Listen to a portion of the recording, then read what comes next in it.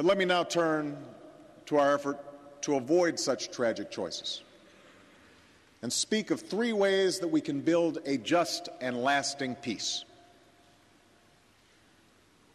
First, in dealing with those nations that break rules and laws, I believe that we must develop alternatives to violence that are tough enough to actually change behavior.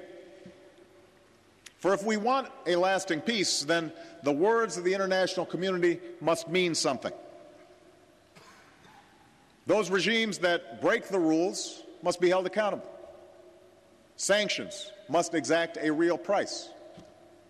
Intransigence must be met with increased pressure, and such pressure exists only when the world stands together as one. One urgent example is the effort to prevent the spread of nuclear weapons and to seek a world without them. In the middle of the last century, nations agreed to be bound by a treaty whose bargain is clear. All will have access to peaceful nuclear power. Those without nuclear weapons will forsake them, and those with nuclear weapons will work towards disarmament. I am committed to upholding this treaty. It is a centerpiece of my foreign policy. And I'm working with President Medvedev to reduce America and Russia's nuclear stockpiles. But it's also incumbent upon all of us to insist that nations like Iran and North Korea do not game the system. Those who claim to respect international law cannot avert their eyes when those laws are flouted. Those who care for their own security cannot ignore the danger of an arms race in the Middle East or East Asia. Those who seek peace cannot stand idly by as nations arm themselves for nuclear war. The same principle applies to those who violate international laws by brutalizing their own people. When there is genocide in Darfur, systematic rape in Congo, repression in Burma, there must be consequences. Yes, there will be engagement. Yes, there will be diplomacy. But there must be consequences when those things fail. And the closer we stand together, the less likely we will be faced with the choice between armed intervention and complicity in oppression. This brings me to a second point: the nature of the peace that we seek. For peace is not merely the absence of visible conflict. Only a just peace, based on the inherent rights and dignity of every individual, can truly be lasting. It was this insight that drove drafters of the Universal Declaration of Human Rights after the Second World War. In the wake of devastation, they recognized that if human rights are not protected, peace is a hollow promise. And yet, too often, these words are ignored. For some countries, the failure to uphold human rights is excused by the false suggestion that these are somehow Western principles, foreign to local cultures or stages of a nation's development. And within America, there's long been a tension between those who describe themselves as realists or idealists, a tension that suggests a stark choice between the narrow pursuit of interests or an endless campaign to impose our values around the world. I reject these choices.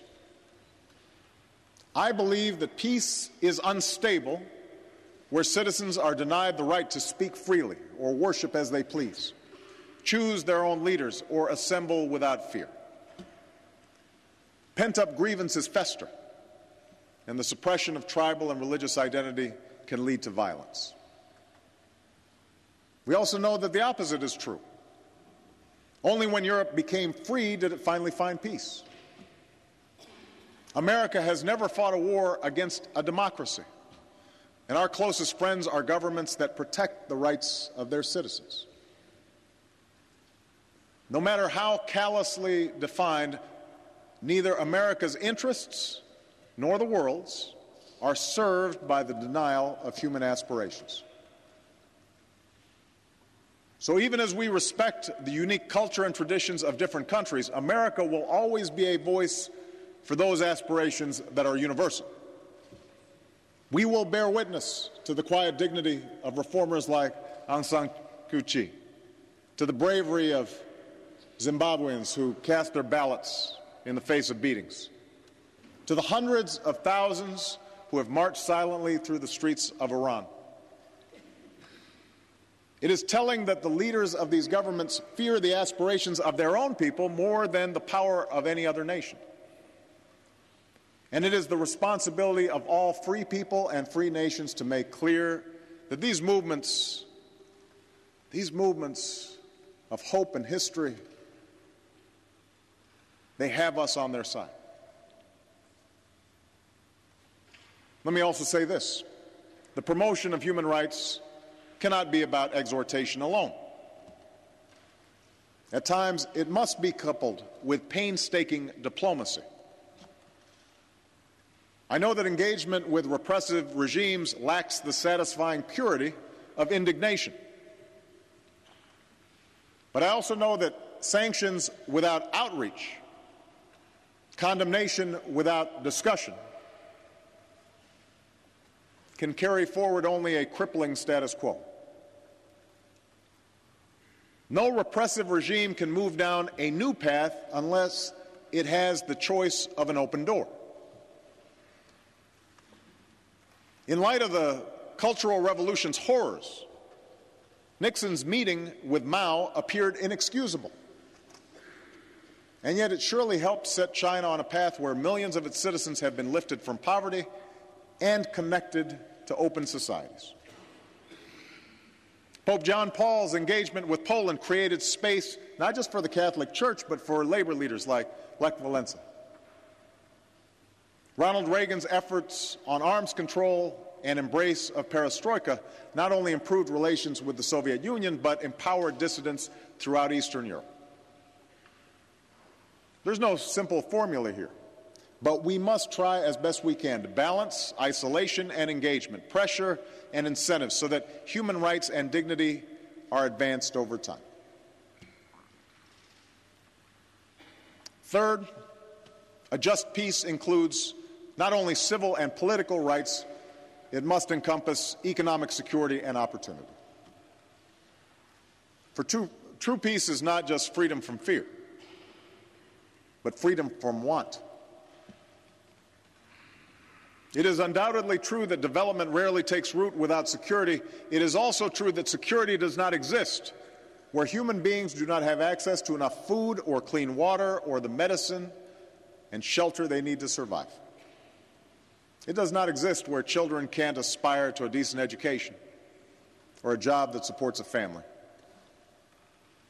The absence of hope can rot a society from within. And that's why helping farmers feed their own people or nations educate their children and care for the sick is not mere charity. It's also why the world must come together to confront climate change. There's little scientific dispute that if we do nothing, we will face more drought, more famine, more mass displacement, all of which will fuel more conflict for decades.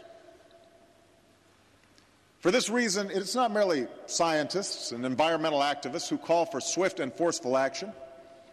It's military leaders in my own country and others who understand our common security hangs in the balance. Agreements among nations, strong institutions, support for human rights, investments in development. All these are vital ingredients in bringing about the evolution that President Kennedy spoke about.